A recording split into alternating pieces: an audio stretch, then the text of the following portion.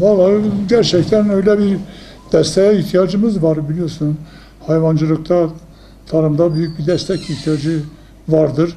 Devletin buraya biraz daha fazla destek vermesi gerekir diye düşünüyorum. İyi bir teşebbüstür. Devletin böyle bir girişimi destekliyoruz. Yalnız henüz bu konulaşmadı, daha gerçekleşmedi. Biz de bekliyoruz yani böyle bir desteği bekliyoruz. Burada besihanelere, hayvan besicilerine, hayvan üreticilerine koç ve yani damızlık koç, damızlık boğa, damızlık keçi, teke bunları devletin vermesi çok güzel bir şey. Bir de ahırların yapımına mesela hayvan barınaklarının yeniden modernleşmesi için de destek vardır. Düşünülüyor. Yani bu gerçekleşirse çok iyi olur diye düşünüyorum. Yani çiftçimiz için büyük faydası olur.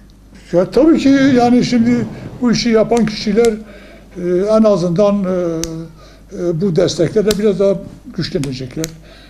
İşlerine daha bağlanacaklar. Ve bu şekilde bu hibelerin mutlaka yapılması gerekir yani diye düşünüyorum. Amaç burada çiftçinin hayvancılığı geliştirmesi, bölgenin işsizliğinin önlenmesi, köyde oturan adamların daha refah bir şekilde yaşaması ve köylünün köyüne daha güzel bir şekilde bağlanması amaçlanmaktadır. Tabii ki köydeki arazilerin çalıştırılması, hayvancılığın yetiştirilip Türkiye'nin ekonomisine katkı sunması gibi önemli bir fonksiyonu vardır bunun tabii. İşte dediğim gibi yani hayvancılığın gelişmesinde büyük bir rol oynayacaktır yani. Çünkü adam boğa alacaksa yerli hayvanlara, yerli ırklara, kültür ırkı boğa alırsa melezleştirecek.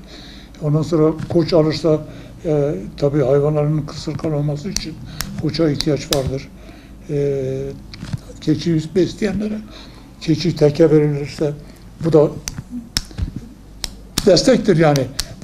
Adamın koçu yoksa işte bir devlet koç veriyorsa bundan güzel ne var elinde? Tabii ki güzeldir yani. İyidir yani.